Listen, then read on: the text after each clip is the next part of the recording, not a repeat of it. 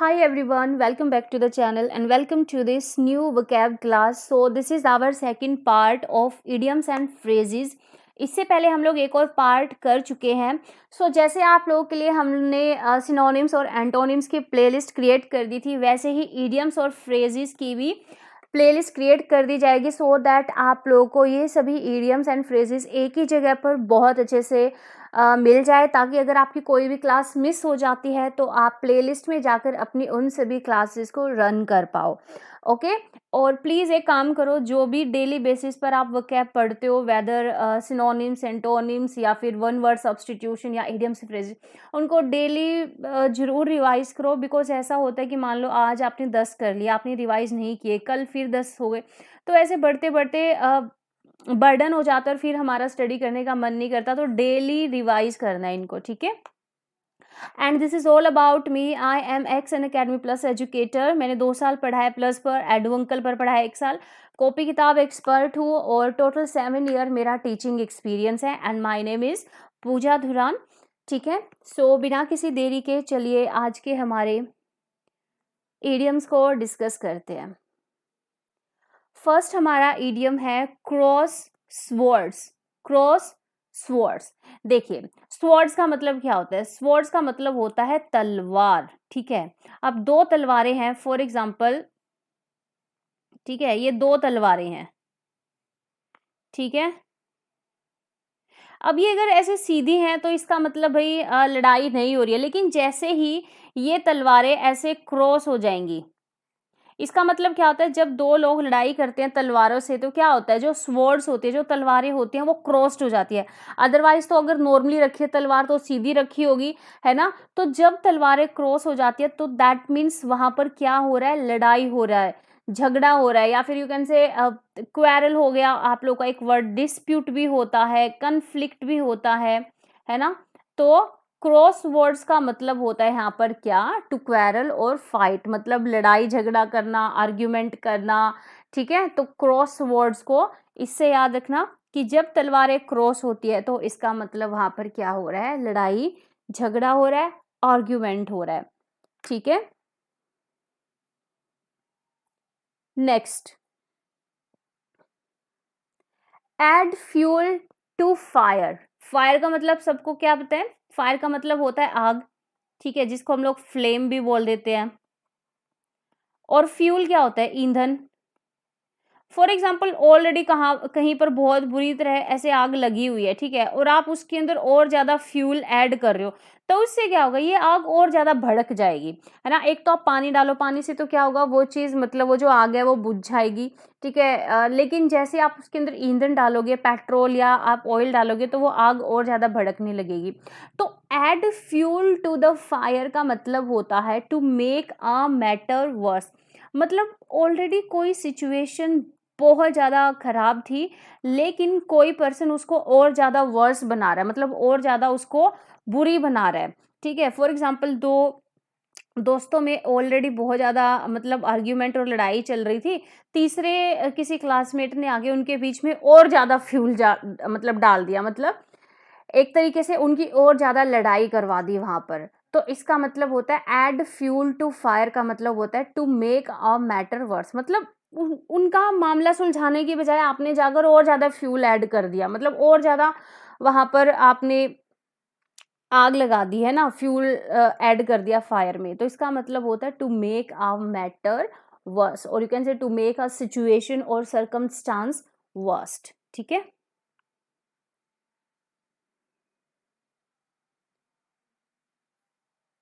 Next है यहाँ पर beat black and blue. Beat का मतलब क्या होता है? पीटना.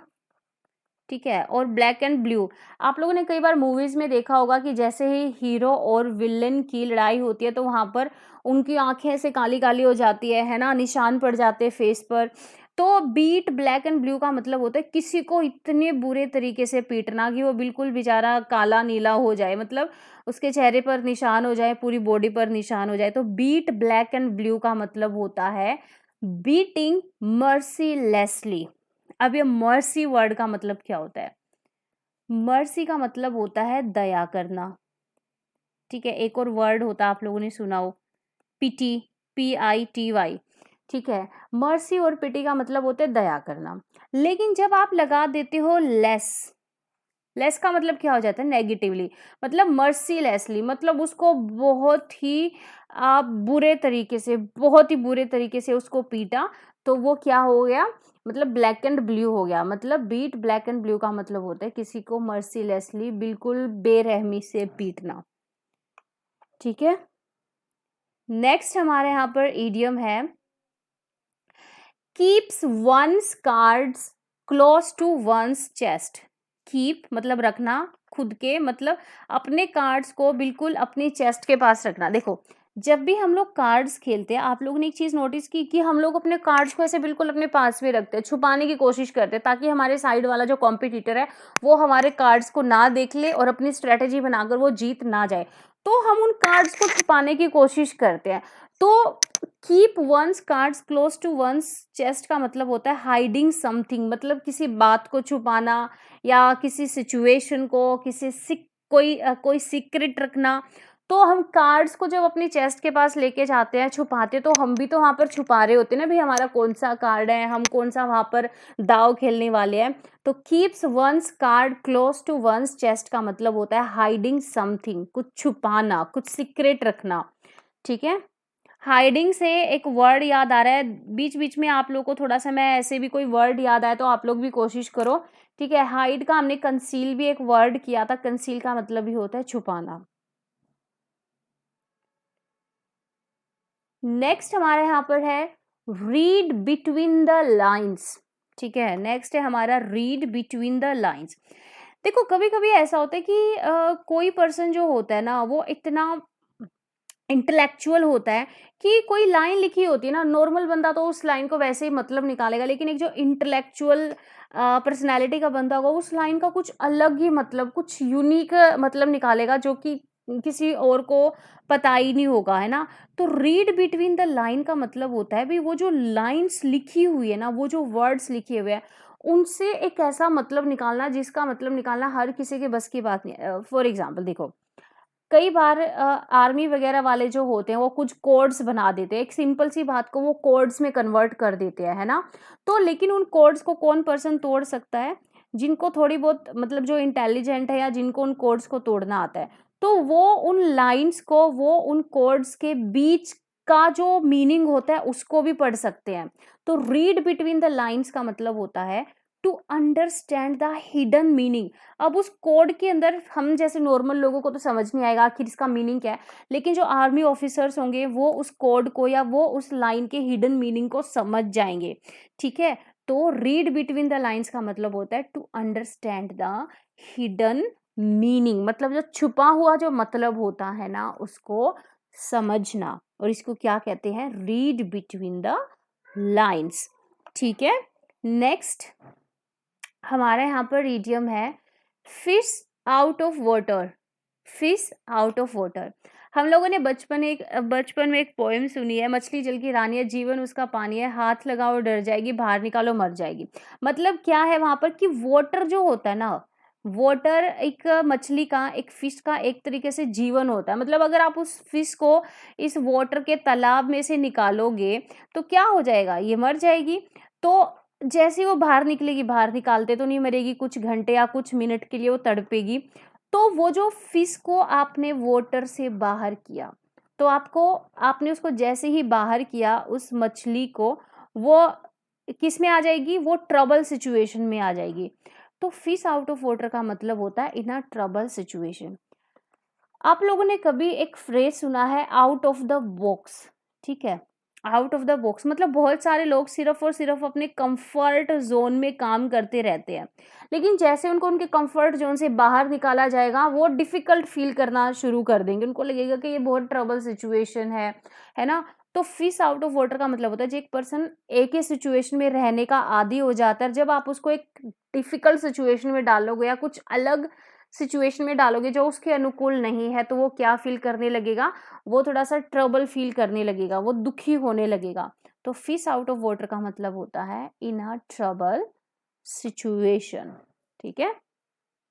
ये जो मैंने मछली वाले आप लोगों को एग्जाम्पल दिया, इससे इसको याद रखना। नेक्स्ट है यहाँ पर हमारा ईचिंग पाम। देखो ईचिंग का मतलब होता है खुजली होना, ठीक है, और पाम का मतलब होता है हथेली। कई बार हम लोग ये नहीं बोलते कि हाथ में जब ऐसे खुजली होती है तो मतलब पैसा आने के चांसेस होते हैं, मनी, है ना। लेकिन इस कॉन्टेक्स्ट में यहाँ पर आने के चांस नहीं है, यहाँ पर कोई पर्सन पैसा लेना चाहता है और वो भी एक करप्शन के कॉन्टेक्स्ट में, मतलब क्रेविंग फॉर ब्राइब। ब्राइब का मतलब होता है रिश्वत, ठीक है, और क्रेविंग का मतलब होता है जब आप किसी चीज के लिए बहुत ज्यादा लालची हो, ठीक है। कई बार हम लोग ऐसे नहीं बोलते कि I am craving for Maggi, I am craving for sweets, मतलब आपका मीठा खाने का बहुत ज्यादा मन करता है, अंदर से ऐसा मन करता है कि बस आप मीठा खा लो, तो वो क्रेविंग होती है, उसको क्रेविंग बोलते हैं। तो क्रेविंग फॉर ब्राइब का मतलब होता है रिश्वत लेने के लिए बिल्कुल उतावला होना। तो इसके लिए इडियम यूज किया जाता है ईचिंग पाम, ठीक है, क्रेविंग फॉर ब्राइब।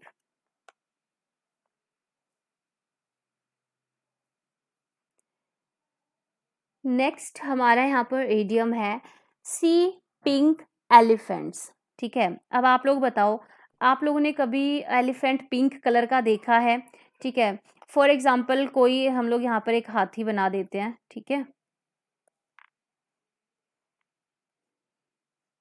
मुझे बनाना तो नहीं है लेकिन आप लोगों को एग्जाम्पल दे रही हूँ। फॉर एग्जाम्पल आपने एक हाथी बना दिया, ठीक है, और आपने इसमें कलर कर दिया कौन सा, आपने इसमें पिंक कलर कर दिया। सॉरी ये तो रेड हो रहा है, पिंक कलर चूज कर लेते हैं एक बार। हाँ ये रहा पिंक कलर, ठीक है। तो हमने इसमें क्या कर दिया, हमने इसमें पिंक कलर कर दिया। तो नॉर्मली सोचो कि क्या पिंक कलर के हाथी होते हैं? नहीं ना, पिंक कलर के हाथी नहीं होते, ब्लैक ब्राउनिश सा कलर होता है उनको। तो पिंक कलर का हाथी क्या है? पिंक कलर का हाथी दुनिया में होता ही नहीं है, तो ये एक झूठ है ना। इसका मतलब होता है सीइंग और hearing something that is not really there, ठीक है। मतलब आप एक ऐसी चीज को देख रहे हो, ऐसा नहीं होता कई बार इंसान नशे में होता है या उसको कोई बीमारी है, तो उस ड्रंक सिचुएशन में, ठीक है, ड्रंकन मूड में या सिचुएशन में आपको ऐसी चीजें दिखाई देती है जो कि रियली में इस दुनिया में एग्जिस्ट नहीं करती। तो सी पिंक एलिफेंट का मतलब होता है एनी विजुअल हेलुसिनेशन। हेलुसिनेशन का मतलब होता है किसी ऐसी चीज को देखना या सुनना नशे की हालत में जो कि इस दुनिया में एग्जिस्ट ही नहीं करती। जैसे पिंक कलर का जो हाथी है वो एग्जिस्ट ही नहीं करता, ठीक है। तो सी पिंक एलिफेंट का मतलब होता है एनी विजुअल हेलुसिनेशन, ठीक है। तो ये थे आज के हमारे, नहीं नहीं अभी हमारे कुछ और यहाँ पर ईडियम रहते हैं क्योंकि हमें करने हैं डेली 10 यहाँ पर ईडियम्स। सो नेक्स्ट है हमारा क्रोकोडाइल टीयर्स। क्रोकोडाइल, क्रोकोडाइल क्या होता है? मगरमच्छ होता है ना, जो कि तालाब में पड़ा रहता है। टीयर्स का मतलब क्या होता है? आंसू, ठीक है, जैसे भी आंसू हो गए यहाँ पे। अ, तो चलो एक एग्जांपल के तौर पर समझते हैं। एक तालाब है, ठीक है, उसमें एक मगरमच्छ है और उसमें कुछ मछलियां भी हैं, ठीक है। अब ये जो मगरमच्छ है ना, ये इस मछली के सामने जानबूझ के रोएगा, है ना, उसे दोस्ती करने की कोशिश करेगा, अपना ग्रीफ मतलब अपना दुख बताएगा। A false display of grief मतलब दुख कोई नहीं है, ये बस जानबूझ के नाटक कर रहा है कि ये मछली धीरे धीरे इसके पास आ जाए इसका दुख पूछने, और जैसे ये मछली इसके पास आएगी ये इसको क्या करेगा, ये इसको खा जाएगा, है ना। तो क्रोकोडाइल टीयर्स का मतलब होता है झूठे आंसू, मतलब a false display of grief. मतलब आप अपने दुख का एक झूठा प्रदर्शन कर रहे हो, एक झूठा विवरण दे रहे हो ताकि आप दूसरे को फंसा सके अपने ट्रैप में, अपने जाल में। तो क्रोकोडाइल टीयर्स का मतलब होता है a false display of grief, ठीक है, एक झूठा विवरण अपने दुख का। एक तो वो दुखी नहीं है, ऊपर से उस दुख का आप झूठा विवरण दे रहे हो, तो इसको बोलते हैं क्रोकोडाइल टीयर्स। कई बार हम लोग अपने आसपास के माहौल में देखते हैं कुछ लोग ऐसे होते हैं जो कि दुखी नहीं होते लेकिन स्टिल वो शो अप करते हैं कि वो बहुत ज़्यादा दुखी हैं, रोते हैं ताकि दूसरे लोग उनको सिंपैथी दें और वो फिर उनकी सिंपैथी का फ़ायदा उठाए। तो ये वही है क्रोकोडाइल टीयर्स, ठीक है, a false display of grief. तो एक बार फटाफट से इनको रिवाइज कर लेते हैं। क्रोकोडाइल टीयर्स का मतलब होता है झूठे आंसू, a false display of grief, ये जो मैंने आप लोगों को मगरमच्छ का एग्जाम्पल दिया, ठीक है। सी पिंक एलिफेंट्स का मतलब होता है एनी विजुअल हेलुसिनेशन। हेलुसिनेशन एक सिचुएशन होती है जिसमें आप ऐसी चीज़ों को देखते या सुनते हो, ठीक है, जो कि इस दुनिया में एग्जिस्ट नहीं करती। जैसे पिंक कलर का हाथी जो है भाई वो दुनिया में एग्जिस्ट नहीं करता, ठीक है। ऐसा नहीं कि इंडिया में नहीं है, किसी और कंट्री में पिंक कलर का हाथी होता ही नहीं है। ईचिंग पाम का मतलब था क्रेविंग फॉर ब्राइब, मतलब रिश्वत के लिए बहुत ज़्यादा उतावला होना, ठीक है। नेक्स्ट हमने किया था फिश आउट ऑफ वाटर, मतलब इन अ ट्रबल सिचुएशन। वो मैंने जो मछली का एग्जांपल दिया था कि भी मछली को पानी से बाहर निकाल दोगे तो वो क्या, वो मर जाएगी, मतलब वो एक ट्रबल सिचुएशन में आ जाएगी। तो फिश आउट ऑफ वाटर का मतलब होता है इन अ ट्रबल सिचुएशन। नेक्स्ट हमने किया था रीड बिटवीन द लाइंस, मतलब उन उन लाइंस का जो मीनिंग है ना, वो जो हिडन मीनिंग है उसको समझना, जो कोड्स वाला एग्जांपल आप लोगों को मैंने दिया था। नेक्स्ट हमने किया था keep one's cards close to one's chest. यहाँ पर हमने किया था कि जब हम कार्ड्स खेलते हैं तो हम अपने कार्ड्स को छुपाते हैं ताकि हमारा जो कॉम्पिटिटर है वो देख ना पाए।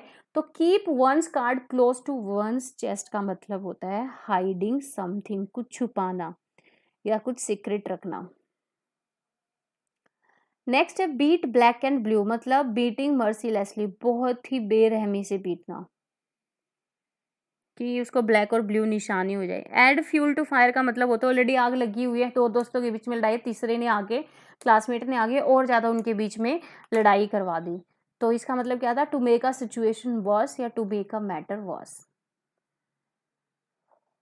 और सबसे पहला हमने किया था क्रॉस वर्ड्स, मतलब जब तलवारें सीधी होती है तो इसका मतलब ये लड़ाई झगड़ा नहीं हो रहा, लेकिन जैसे दो लोग दो वहाँ पर तलवारें उठा लेते हैं तो वहाँ पर क्या होती है, वो क्रॉस हो जाती है तलवारें, मतलब आपस में लड़ना शुरू कर देते हैं। तो क्रॉस वर्ड्स का मतलब होता है टू क्वेरल और फाइट, ठीक है। तो इसी के साथ आज का हमारा जो क्लास है उसको करते हैं एंड, समाप्त करते हैं।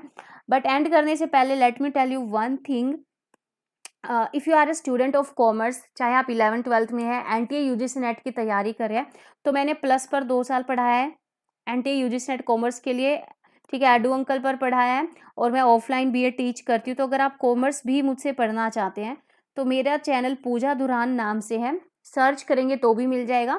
अदरवाइज डिस्क्रिप्शन बॉक्स में आप लोग को लिंक मिल जाएगा, तो वहाँ से आप लोग मेरे साथ कॉमर्स की स्टडी भी कर सकते हैं, ठीक है। तो मिलते हैं हमारी नेक्स्ट क्लास के अंदर। Till then have a great life, happy learning to all of you, bye bye, take care.